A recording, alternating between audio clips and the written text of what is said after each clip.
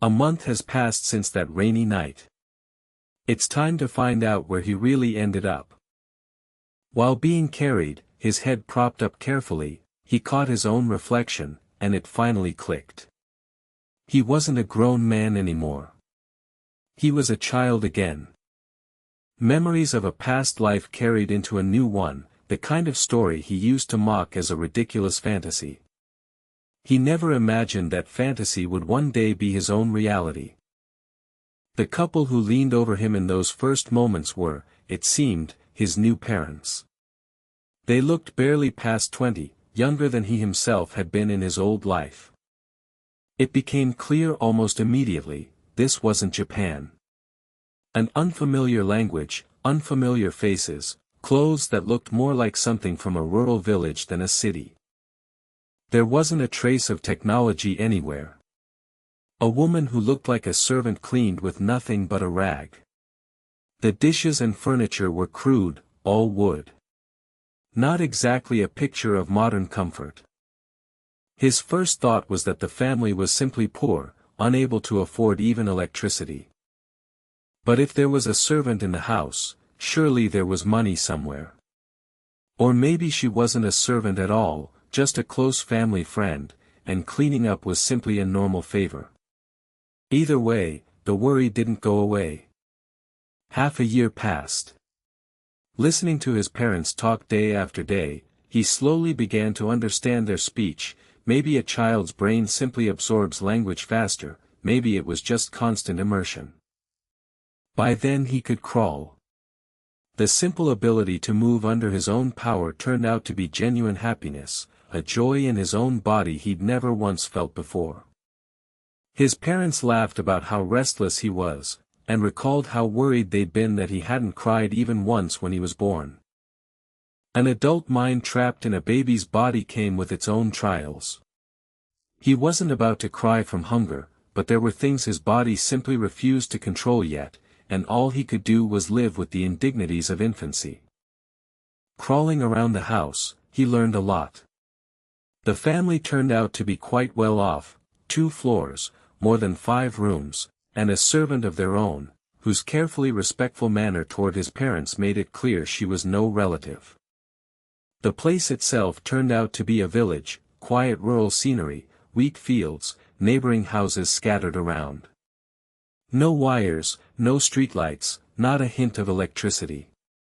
For someone raised on the comforts of civilization, that kind of idyll wasn't easy to swallow. He still missed having a computer of his own. One afternoon, bored out of his mind, he climbed up onto a chair, as usual, just to look out the window. And saw his father swinging a sword around the yard. His first thought, a grown man, still playing with toys. The shock threw him off balance, and he tumbled from the chair. His weak little arms couldn't hold his own weight, and his head hit the floor.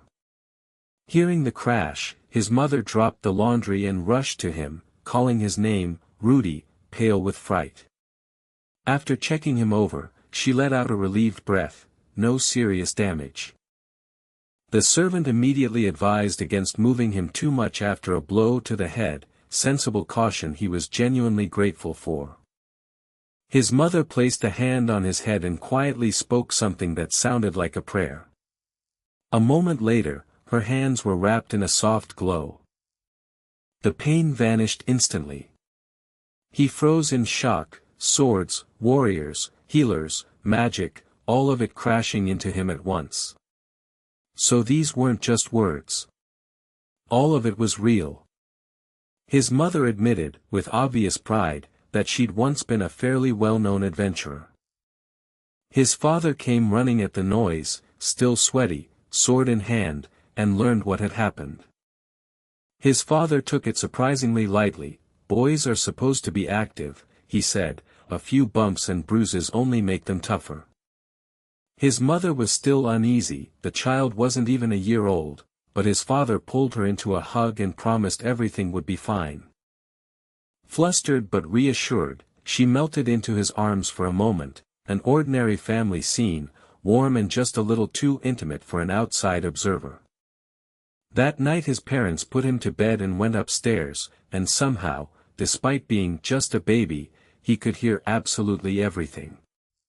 At that particular moment, magic was suddenly the least surprising thing about this family. Later, listening in on conversations between his parents and the servant, he started catching unfamiliar names, countries, regions, places he'd never once heard of before. Some of these concepts didn't match anything in his old memory at all. This couldn't be his old world, not even a corner of it. There was no doubt left, this was another world. A world where swords and magic were real. A real spark of hope caught inside him. If this place ran on different rules entirely, maybe he could finally live a life worth living, work hard, push forward, get back up even after falling. Because in his last life, what had truly consumed him were regrets about his own helplessness. This time, he decided, he would live life seriously.